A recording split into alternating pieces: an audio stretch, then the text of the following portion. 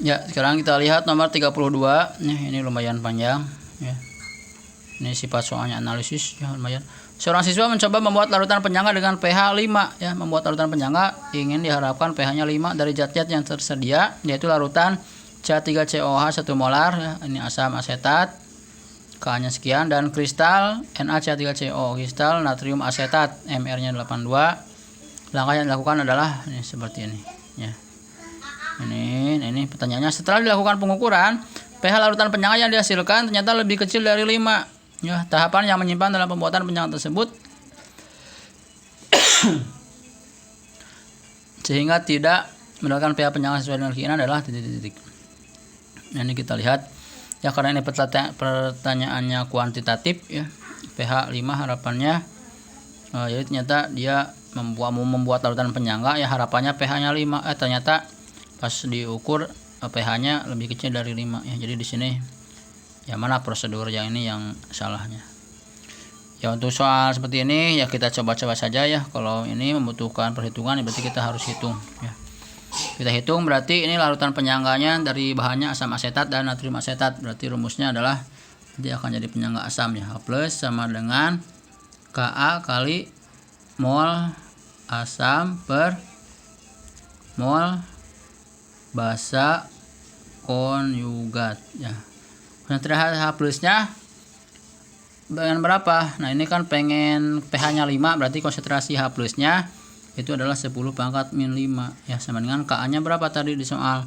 Nah, Ka-nya adalah 10 pangkat min 5 ya, itu tuh, lihat tuh, 10 pangkat min 5 pangkat min 5. Nah, ini kali mol asam per mol basa konjugat.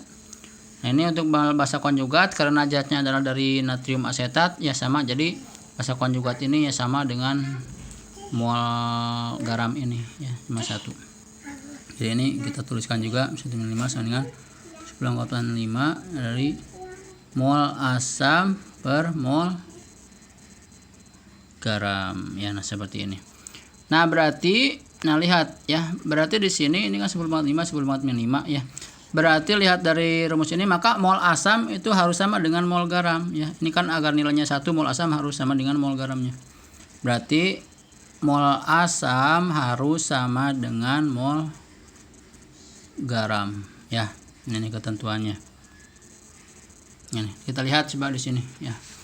Baik, yang prosedur 1, menimbang 8,2 gram natrium asetat kemudian menambahkannya dengan 100 ml air, selanjutnya diaduk hingga larut. Nah, kita lihat molnya. Yang nomor 1, menimbang 8,2 gram natrium asetat, berarti molnya berapa? Mol si garam ini, mol garamnya. Nah, ini kan Mr-nya 82 ya, berarti molnya, mol garamnya adalah yang langkah 1 ya. Ini yang langkah 1, berarti mol garam sama dengan mol itu kan gram per mr ya, 8,2 per mr-nya 82 ya. Ini mr-nya kan 82. Jadi berapa? Sama dengan 0,1 mol ya. Nah, ini. Jadi mol garamnya adalah 0,1 mol ya, seperti itu satunya. Nah, berarti yang asamnya juga kan harus 0,1 mol juga gitu. Kita lihat. Mengukur 200 ml larutan CH3COH, kemudian memasukkannya ke dalam gelas kimia yang berisi larutan NaCH3CO. Nah, kita lihat yang dari langkah 2 ya. Kita lihat bisa perisa molnya. 200 ml larutan CH3COOH. Nah, CH3COOH ini molaritasnya berapa? Ini di soal ada 1 molar ya. Nah, menentukan mol dari volume dan molaritas, kita ingat berarti molnya adalah, jadi mol asam asetatnya ya, atau mol asamnya adalah V kali M ya. Berapa volumenya tadi? 200 ml. 200 ml kali molaritasnya adalah 1 ya di soalnya, kali 1 berarti sama dengan berapa? 200 milimol, atau kalau kemolkan 0,2 mol.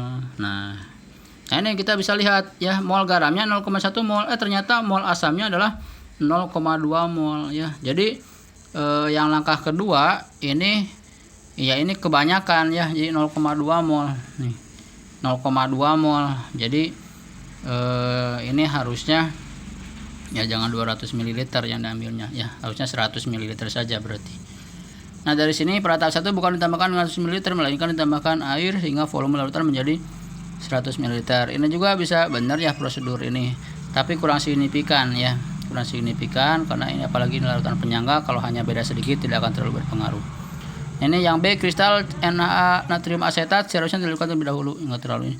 Nah, yang C, volume CH3COH yang ditambahkan terlalu banyak ya, yang tadi ya, yang volume CH3COH nya terlalu banyak, makanya jadi ya ini molnya jadi 0,2 mol ya CH3COH nya. Jadi dari soal yang ada ini jawabannya nanti adalah yang C ya, yang C. Kita lihat yang D, zat yang ditambahkan pada prosedur 2 seharusnya bukan CH3COH melainkan CH3COONA. Ya enggak ya, ini garamnya CH3COONA. Ya, untuk soal ini soal lumayan ya, analisis sifatnya harus sering-sering latihan saja. Kalau dalam prakteknya misalnya di UN ada soal kayak gini agak panjang ya, mendingan ngerjain soal yang lain dulu ya, karena kan bobotnya sama nilainya. Nah, ini baru bisa dikerjakan ketika ada waktu yang lebih luang lagi ya. Ini tapi secara ini bahasanya kurang lebih seperti yang barusan ya. Jawabannya adalah barusan dengan perhitungan yang rumus penyangga ya, yang seperti ini diketahui. Nah, ini ya yang tadi. Jadi ini jawabannya adalah yang C. Oke.